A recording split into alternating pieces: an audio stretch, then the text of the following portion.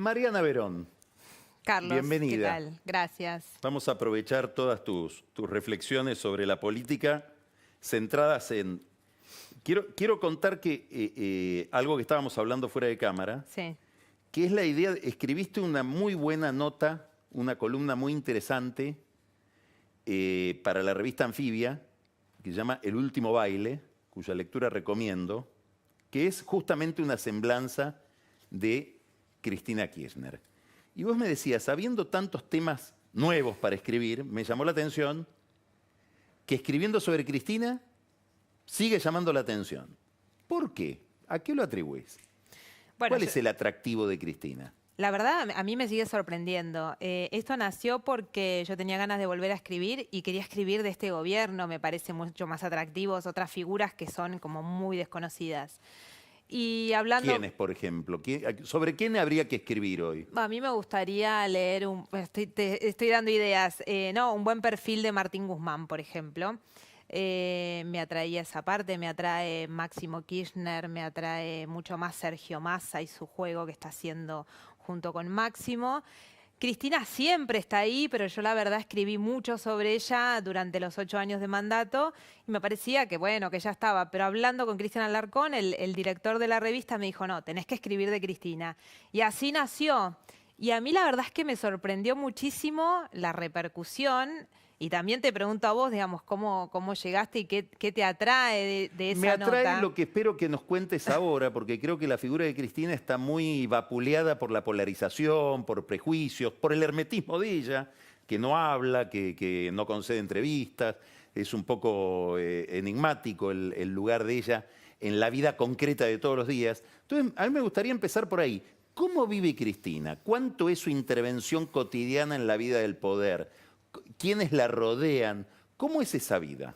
Las personas que la rodean son las que básicamente conocemos, digamos, los que estuvieron con ella en el Instituto Patria. Imagínate ese núcleo muy ¿Quiénes cercano, son? Oscar Parrilli, hoy senador, Tristán Bauer, que está como ministro de Cultura del gobierno de Alberto Fernández, Guado de Pedro como ministro del Interior, por supuesto Máximo y todo lo que tiene que ver con esa mesa chica, mesa muy, muy chica de la Cámpora. Las senadoras que fueron de su bloque de 10 senadores, un poquito menos que tuvo, con Marcelo Fuentes, que fue un ex senador, que hoy es secretario parlamentario. Las legisladoras que integraron ese bloque, hay que ir a ese bloque de Cristina en el año 2017-2018 para encontrar a Anabel Fernández Agasti, lo que es su núcleo más cercano ahí, en esa cotidianeidad del trabajo que ella tiene en la Cámara Alta y por supuesto como presidenta del Senado. Esa es su vida, digamos. Hoy se expresa ella a través de lo que hace en el Senado. Esto es muy importante. No ocupa su rol de vicepresidenta. Yo en Vos la nota lo contás ahí pongo... físicamente cómo es el tema, el despacho, en la Casa Rosada. Cristina no pisó nunca más la Casa Rosada. Y no lo va a hacer. Nunca, y eso te lo dicen toda la gente que trabaja con ella. No solo eso, sino que mandó a desarmar directamente el despacho en la Casa Rosada. Y Cristina, este periodo, que yo lo cuento un poco en la nota ahí, como una deconstrucción política que es el que tiene que hacer. Lleva 7 meses en este lugar. Y un poco ella ya lo vivió cuando Kirchner fue presidente, ella era mucho más conocida que él en la agenda nacional y tuvo que dar un paso al costado. Ella en alguno de los libros, no sé en cuál de todos, sinceramente no, pero creo que en alguno anterior, cuenta que perdió la voz, que se quedó sin voz en ese momento cuando tuvo que correrse y recluirse en aquel entonces en Olivos. Y ahora le está pasando algo similar, en el sentido de tiene que aprender cuál es su rol ahora, que les pasa a todos, le pasa a Alberto Fernández, le pasa a Sergio Massa, porque miramos mucho a Cristina, porque es una figura muy atractiva, porque es la figura política más importante, no hay dudas, y ha hecho además una jugada maestra con la elección de Alberto Fernández, pero también es una deconstrucción de Massa, de la Cámpora, de Máximo, digamos, todos están tratando de encontrar en este nuevo esquema un lugar, que es muy Tengo difícil, una pregunta. ¿no? 3 posibilidades. No te pido que elijas una de las 3, sino qué dosis de cada una hay en la realidad según vos la ves. Una Cristina que está todo el tiempo mirando al gobierno e interviniendo sin que lo sepamos del todo, en cada detalle, designaciones, medidas que se toman, etc. Una Cristina que no, que se le enciende una luz de alarma cuando hay algo que la preocupa, pero está mirando el futuro, y el futuro de su grupo político, y quién puede ser el próximo presidente, digamos, el futuro del poder. O una Cristina que está encerrada en sus reivindicaciones del pasado, con una agenda de su propio gobierno, tratando de construir su estatua, digamos, pero no tan metida en el presente. ¿Cuánto hay de cada una? No, es sin dudas la opción 2. No es ninguna de las otras dos. No está todo el tiempo en el gobierno de Alberto. Y sí me parece que le pesa muchísimo que todos los errores de Alberto recaen sobre Cristina.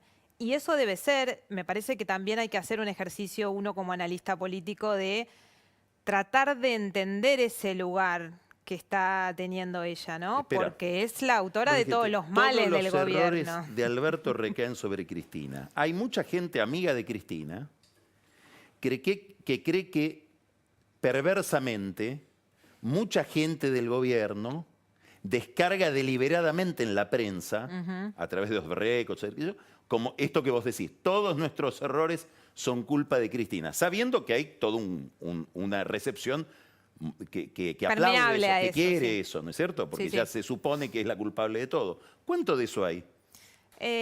No, hay inorgánicos por ahí del gobierno. Bueno, hoy inorgánicos parecen todos, ¿no? Porque falta... ¿Cómo es? Hoy inorgánicos son todos, porque falta un liderazgo. Me parece que la construcción que todavía está en proceso es quién lidera. Yo en la nota lo pongo Cristina Reina, porque es la que tiene los votos en definitiva y es la que termina construyendo a un presidente que no es ella, pero no gobierna, no está en el día a día de la gestión. Entonces, bueno, eso le genera una dificultad hacia abajo.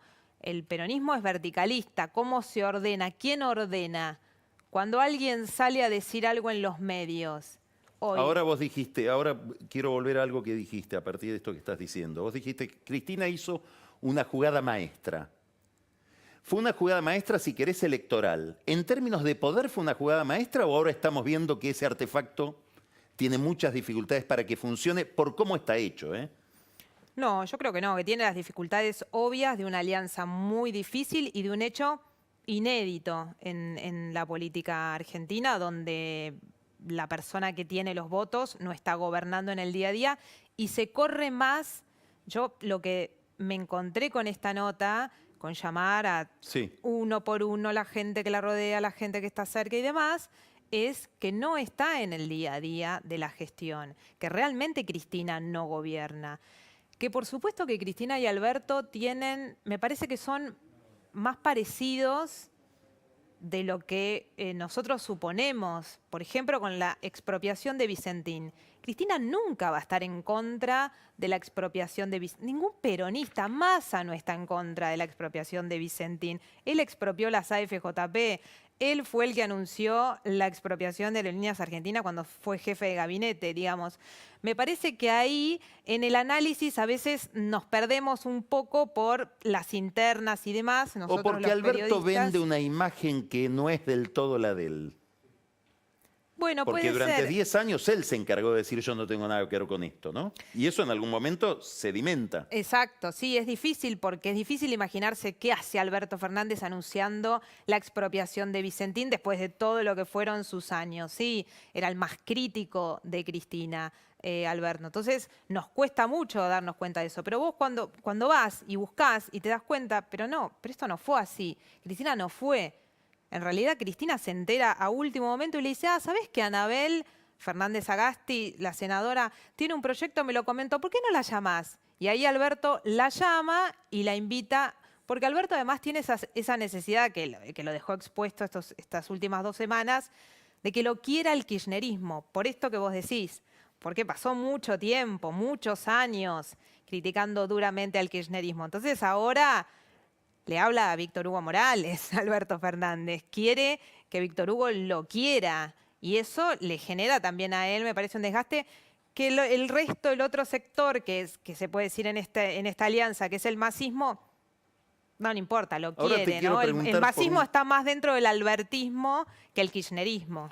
un triángulo que en la imagen de muchos tiene que ver con el futuro, con un futuro posible, o con 2 futuros o 3 futuros posibles.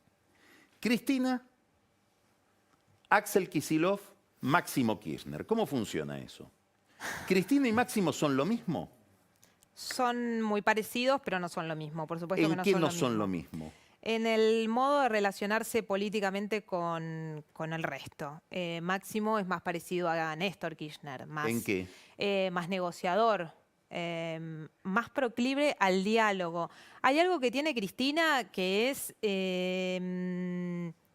no se da naturalmente, no lo dio nunca, quizás porque no lo hizo nunca, porque en su momento, en su primera etapa política la hizo Kirchner y no lo tenía que hacer ella, pero ¿qué es esa negociación? ¿Qué es esa rosca? ¿Qué es el café? ¿Qué es el intendente? ¿Qué es el gobernador? Cristina no lo hizo nunca eso. Bueno, Máximo sí, lo hace, le gusta, y hasta parece que lo disfruta, ¿no? Ese rol. En eso son Axel en todo distintos. esto. El fondo Sí. es el mismo y yo creo que ahí me parece que en el fondo Alberto y Cristina son más parecidos o caminan más juntos de lo que a nosotros por ahí nos parece. Por lo menos eso es lo que me encontré yo de sondear un poco más. Después tenés el albertismo, que no es Alberto, ¿Quiénes son? ¿A qué le y llamamos albertismo? su gabinete, que están ahí tratando de construirse y demás, y que es lógico que quieran construirse, porque el año que viene hay elecciones y se tienen que sentar los 3 espacios a la mesa, y Alberto no tiene nada, entonces, bueno, tiene que construir, y Alberto se tiene que cansar de decir el albertismo no existe, porque eso va a ser así, pero todos sabemos que en realidad ya existe esa situación. ¿Alberto va por la reelección, vos creés? Él te va a decir que no. ¿Pero vos qué crees? El... No digo si él quiere o no. Sí. ¿Tiene espacio para ir por la reelección o era un presidente onda dual de 4 años y a tu casa? No, el proyecto yo entiendo que era de 8 años, los dos, con Cristina.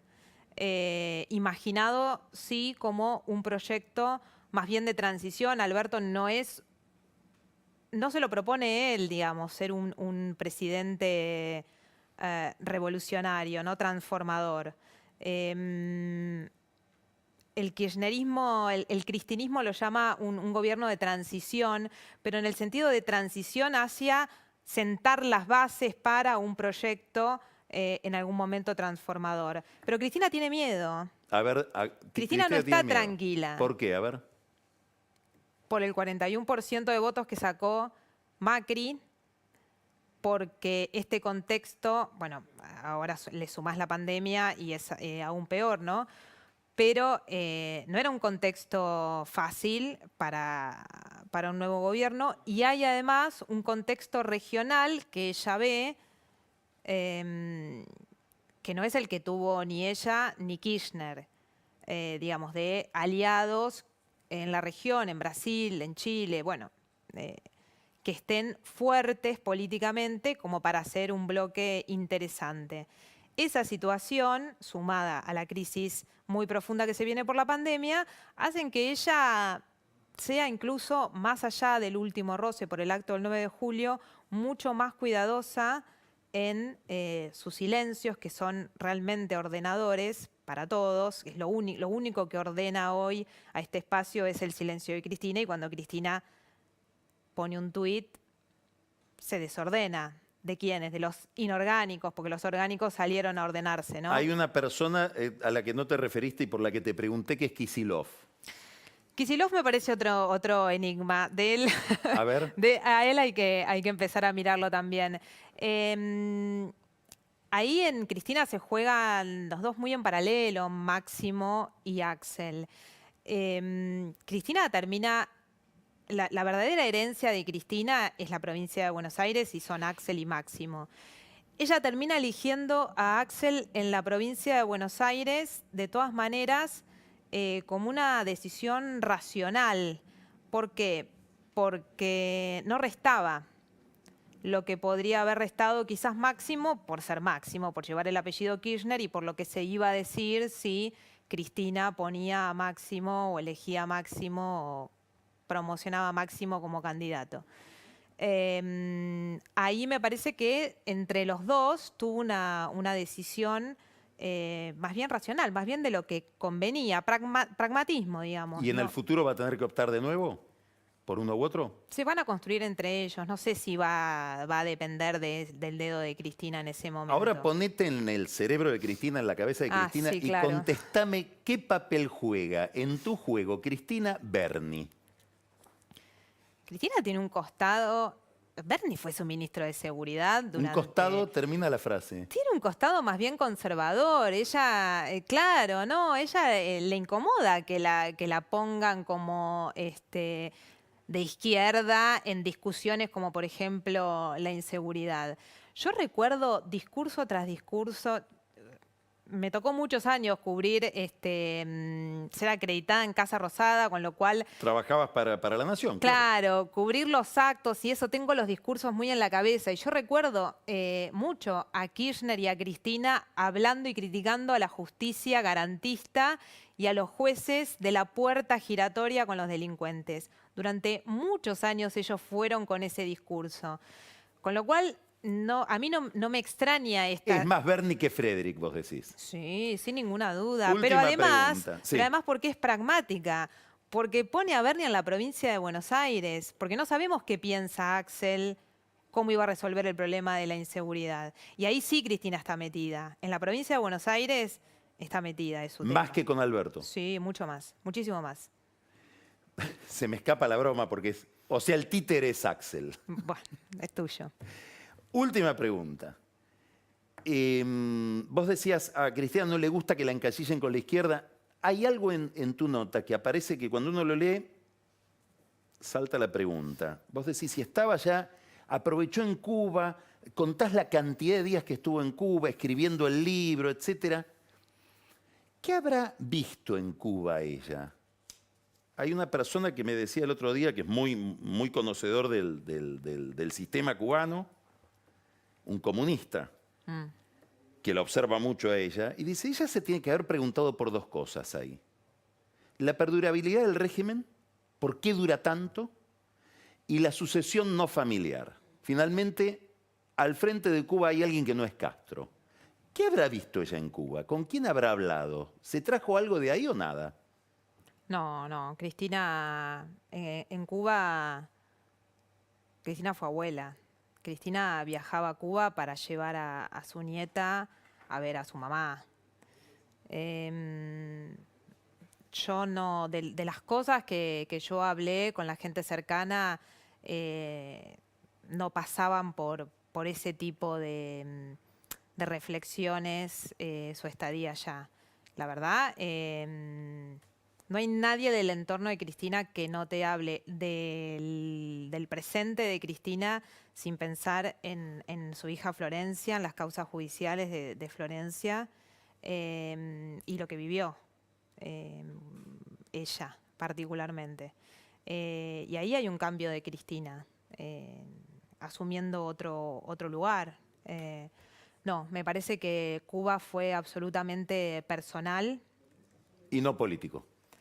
Y no político, por supuesto que fueron muchos días que estuvo en el medio de un proceso, además judicial acá, con una situación, una presión muy grande. Ellos llegaron a presentar además una exhibición de prisión para Florencia, sí. digamos, un miedo real de que pudiera pasar algo por ese lado. Cuba fue personal. Mariana, bueno, a esperar tu perfil o tu semblanza de Martín Guzmán y de Axel también, ¿no? Sí, Prometiste, ahora en Anfibia. no me contestaste igual por qué te interesó la nota, porque va a contramano de lo que habitualmente se dice de ella. Lo dije al comienzo. No, porque es una visión no prejuiciosa del personaje. Me interesó muchísimo. Y decís cosas muy interesantes sin decirlas, como que se te escapan. Hay una frase genial, que es que el Senado es un palacio, que es una idea muy poco republicana del Senado. Hay muchas cosas en esa nota que a uno lo dejan pensando. Así que espero otra. Bueno, muy bien. Muchas gracias, Mariana. A vos. Vamos a un corte y viene enseguida Marcos Buscaglia a hablar de emigrantes, los que dicen que se quieren ir. No al extremo de Alfredo Cornejo, que propone la independencia de Mendoza, pero sí tanta gente que dice, me quiero ir a Uruguay, a otro lado. Hoy hay una nota en La Nación de jóvenes que están en eso. Ya viene Buscaglia con ese tema. Y después, la pandemia, la cuarentena, la situación actual del COVID en la Argentina, Pancho Olivera, Daniel Vilota, que obviamente nos va a traer una semblanza de Mario Iggi, que es la figura de estos días.